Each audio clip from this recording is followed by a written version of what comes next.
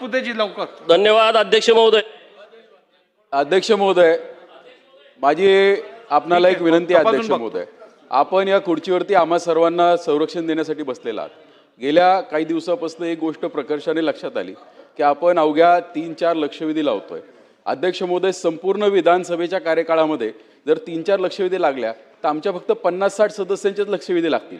आम्ही काही सदस्यांच्या सह्या घेतल्या. तर मला जाणीव आहे की BSc मध्ये निर्णय झाला होता, पण आम्ही पण कायदे मंडळात अध्यक्ष महोदय जवळजवळ 167 सदस्यांनी सह्या दिल्यात की लक्षवेधींची संख्या वाढली पाहिजे. अध्यक्ष महोदय, माझी आपणास कळकळीची विनंती आहे, ही सभागृहाची भावना आहे, आपण याचा भावनिक विचार करावा. कारण आम्ही जे तरुण सदस्य आहेत आम्हाला बोलायला संधी मिळत नाही. मी एका ज्येष्ठ सदस्याशी बोललो की तुम्ही लक्षवेधी का वाढवता, तर म्हटलं वेगवेगळ्या आयुधांचा वापर करा. अध्यक्ष महोदय, काल 5 तास सभागृहात बसलो, त्यावेळेस 293 सत्ताधारी पक्षावरती बोलायला संधी मिळाली नाही. मला विरोधकांच्या 293 वरती बोलावं लागलं. अध्यक्ष महोदय, लक्षवेधी एक असा आयुध आहे की ज्याच्या माध्यमातून आम्ही आमच्या मतदारसंघाचे प्रश्न मांडू शकतो. माझी अध्यक्ष महोदय आपल्याला कळकळीची विनंती आहे, आपल्याकडे जी डिस्क्रीट पॉवर आहे याचा वापर करून आपण लक्षवेधींची संख्या वाढवावी, स्पेशल सिटिंग घ्यावी. अध्यक्ष महोदय, सगळ्यात महत्त्वाचं म्हणजे जे आपण तालिका अध्यक्ष नेमलेत त्यांनी सुद्धा सह्या दिल्यात, ते बसायला तयार आहेत, स्पेशल सिटिंग घ्यायला तयार आहेत. अध्यक्ष महोदय,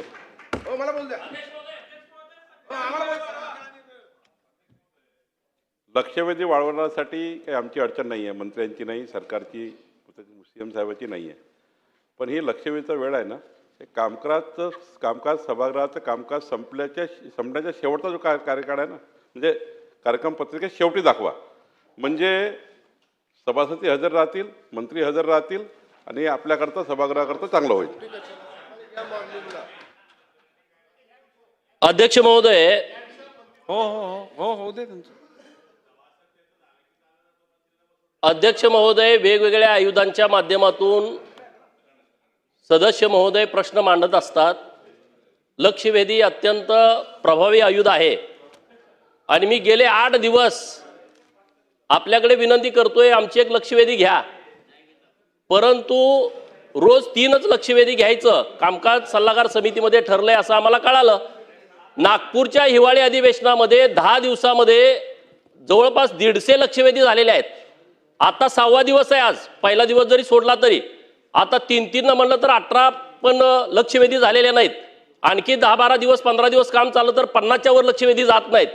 एका बाजूला सगळे सदस्य प्रयत्न करतायत की आमच्या मतदारसंघातले प्रश्न सभागृहात आले पाहिजे, त्याची सोडवणूक झाली पाहिजे, आणि दुसऱ्या बाजूला आमची लक्षवेधीच लागत नाही. मला तुम्हाला विनंती करायची आहे, हे जे सगळं चालू आहे, अगोदर 3 आठवडा अधिवेशन घेतलं का 4 आठवडा करा. आता 4 आठवडा घेतलं तर कामकाज करू नका, अशी दुटप्पी भूमिका जरी कोणी घेत असेल तर त्या भूमिकेशी आम्ही सहमत नाही. आम्ही जरी कामकाज सल्लागार समितीत नसलो तर आमचं प्रतिनिधित्व करतात ना ही लोक. माझी विनंती आहे तुमच्याकडं की तुम्ही जसं मागं 10-15 लक्षवेधी रोज घेत होता, कारण मागच्या अधिवेशनामध्ये माझ्या 2 लक्षवेधीने एक अर्ध्या तासाची चर्चा लागली. आता 6-7 दिवस झाले तर माझे अजून लक्षवेधी पण नाही, कुठलाच कामकाज नाही झालं. माझी विनंती आहे तुमच्याकडं, हे जे प्रश्न आम्ही मांडणार कुठं, जर 1 महिना अधिवेशन चालल्याच्या नंतर जर आमची लक्षवेधी येणार नसेल, फक्त 50-60 लक्षवेधी येणार असतील तर ह्या सर्व सदस्यांच्या वरती अन्याय होईल. तर आपण आपले अधिकार वापरून या लक्षवेध्या रोजच्या रोज 10-15 घ्याव्यात अशी माझी तुम्हाला विनंती आहे. चला झालं. सन्माननीय अध्यक्ष महोदय, एक मिनिट.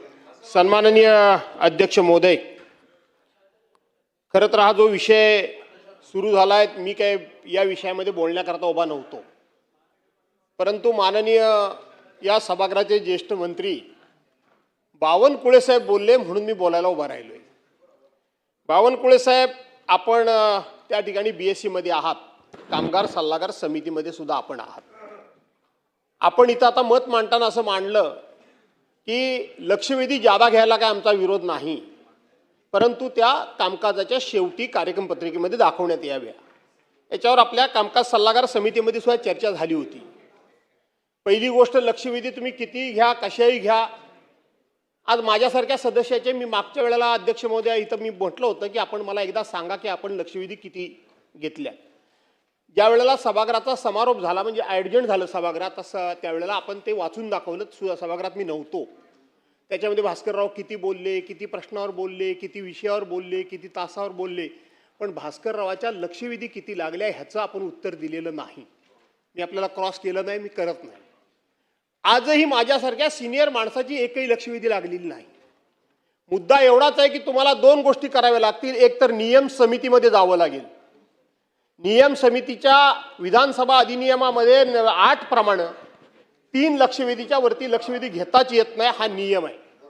एखादी घ्यायची झाली तर घ्या. आज सुद्धा 7 लक्षवेधी आहेत, नाही अशातला भाग नाही. पण अध्यक्ष महोदय ह्या जर वाढवायचे असतील तर याच्याकरता आपल्याला BSc मध्ये जावं लागेल. याच्याकरता आपल्याला कामगार सल्लागार समितीसमोर जावं लागेल, हा विषय घ्यावा लागेल. आणि याच्यामध्ये थोडंसं आपल्याला एक सुसूत्रता अध्यक्ष महोदय आणावी लागेल की आपण कितीही लक्षवेधी घेतल्या. मी गेल्या वेळेला नव्हतो, पण मी नंतर आपलं सगळं ऐकलं, वाचलं की एकूण 157 लक्षवेधीचं कामकाज झालं असं आपण त्यावेळेला सांगितलं होतं. त्या 157 मध्ये सर्वांचं समाधान होऊ शकतं का? तर होऊ शकत नाही. एक जरी प्रत्येकाची आली असती तरी 288 घ्याव्या लागल्या असत्या. आणि म्हणून याच्यामध्ये ही जी काही नाराजीची भावना आहे किंवा ठराविकच लोकांच्या लक्षवेधी लागतात अशा प्रकारचा जो आक्षेप आहे, याच्याकरता जसं प्रश्नाचं बॅलट आलं तशा पद्धतीनं लक्षवेधीचं बॅलट येतंय का हे सुद्धा आपल्याला बघावं लागेल. आणि म्हणून ठीक आहे, आता राहू दे. आता मी रुलिंग देतो. समन्यायीप्रमाणे समन्यायी वागणूक सगळ्यांचं समाधान करता येणार नाही, परंतु किमान याच्यामध्ये सगळ्यांना न्याय देण्याचा प्रयत्न केलाय अशा पद्धतीचं कुठेतरी आपल्याला भावना किंवा तशा पद्धतीनं आपल्याला कुठेतरी विचार मांडावे लागतील, निर्णय घ्यावे लागतील. आणि म्हणून बावनकुळे साहेब, BSc मध्ये तुम्ही 3ला कबूल केलं आणि इथे येऊन म्हणता की कितीही घ्या, तर तुम्ही लावा घेऊ गुरुवारी पुन्हा BSc करू चर्चा आपण त्याच्यामध्ये. एक मिनिट बसून घ्या. थांबा जरा. आता बस झालं. आता रुलिंग देऊ द्या मला. बस झालं, आता मला रुलिंग देऊ द्या. तोच मुद्दा परत होतोय. आता थांबा. सन्मान्य सदस्य विक्रम पाचपुते यांनी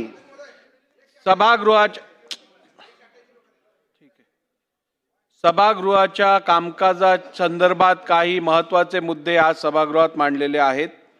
त्या संदर्भात काही स्पष्टीकरण मी इकडे देऊ इच्छितो.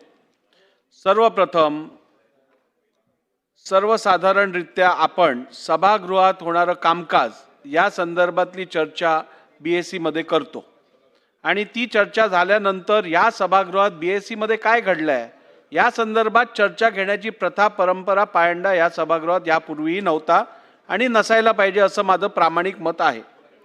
परंतु लक्षवेधी संदर्भात जो मुद्दा आज सदस्यांनी मांडलेला आहे, आपल्याला हे सांगताना मला अवगत करावं असं वाटतं की यापूर्वी विधानसभेत अधिवेशनाच्या दरम्यान सरासरी 3, 4, 5 लक्षवेधी होत होत्या. त्यानंतर गेले 4 वर्ष आपण सातत्याने हा प्रयत्न केलेला आहे की कामकाजाची वेळ जास्तीत जास्त चालवून, आपण जर बघितलं तर गेल्या 4 वर्षात या सभागृहाचं कामकाज रेकॉर्ड टाइम चाललेलं आहे. किमान प्रत्येक अधिवेशनात 10 तास कामकाज झालेलं आहे. 9.5 ते 10 तास कामकाज प्रत्येक अधिवेशनात चाललं आहे. आपल्या सरासरी लक्षवेधी प्रत्येक अधिवेशनात आपण जरी 10 दिवसाचं नागपूर अधिवेशन असलं तरी 125 ते 150 लक्षवेध्या आपण तेव्हा पण घेतलेल्या होत्या. माझा हा प्रामाणिक प्रयत्न राहिलेला की जास्तीत जास्त सदस्यांना आपल्या मतदारसंघातली किंवा महाराष्ट्राच्या शी निगडीत असणाऱ्या महत्त्वाच्या विषयांच्या लक्षवेध्या सादर करून जनतेला न्याय प्राप्त करून देण्याचा आपला जो प्रयत्न आहे त्यात कुठे मी कमी पडू नये हा माझा प्रयत्न सातत्याने राहिला प्रश्न. भास्करराव, आपण आता जो नियमाचा विषय घेतलात, लक्षवेधी बॅलेटने होऊ शकत नाही, कारण लक्षवेधी या मेरिटवरती घ्यायच्या असतात. लक्षवेधीसाठी आपण काही निकष ठरवलेले आहेत, त्यात ते बसत असले तर आपण त्या लक्षवेधी चर्चेसाठी घेतो. नंबर 3, आपण जो उल्लेख केला की आपण गेलेल्या कामकाजा संदर्भातली माहिती मी सभागृहाला दिली, ती द्यायचं कारण एवढंच होतं की अधिवेशनात त्यावेळेला आपण असा हेतू आरोप केलात की अध्यक्ष मला कधीच बोलायला देत नाहीत आणि म्हणून तुम्ही नेमकी किती मिनिटं सभागृहात बोललात, कुठच्या आयुधातनं बोललात या संदर्भातली मी माहिती दिली आणि त्या अधिवेशनातही तुमच्या ज्या लक्षवेधी लागलेल्या त्याची पण माहिती मी सभागृहात तेव्हा पण दिलेली. गरज असल्यास परत मी त्याची प्रत आपल्याकडे पाठवून देईन. आणि राहिला प्रश्न लक्षवेधींचा, BSc मध्ये जरी निर्णय झाला असेल तरीही अपवादास्पद परिस्थितीत मी जसं आज 3 लक्षवेधी असतानाही आपण 7 दाखवल्यात, कारण गेल्या वेळेच्या काही दिवसापूर्वीच्या 2 लक्षवेध्या ज्या बोर्डावरती होत्यापर्यंत आपल्याला घेता आल्या नाहीत त्या आपण आज घेतलेल्या आहेत. मी निश्चितपणे सर्व गटनेत्यांबरोबर परत एकदा चर्चा करून सभागृहाचा सेन्स जो आहे तो त्यांच्याबरोबर चर्चा करून लक्षवेधी वाढवण्यासंदर्भातला निर्णय लवकरच घेईन. राहिला प्रश्न नियमांचा, तर जरीही नियमामध्ये तरतूद 3 लक्षवेधींची असली तरी अध्यक्षांच्या डिस्क्रिशनरी पॉवर्समध्ये नियम शिथिल करून परिस्थिती अनुसार अध्यक्षांकडे निर्णय घ्यायचे अधिकार आहेत आणि त्यामुळे या संदर्भातला पुढचा निर्णय गटनेत्यांशी चर्चा करून मी घेईन.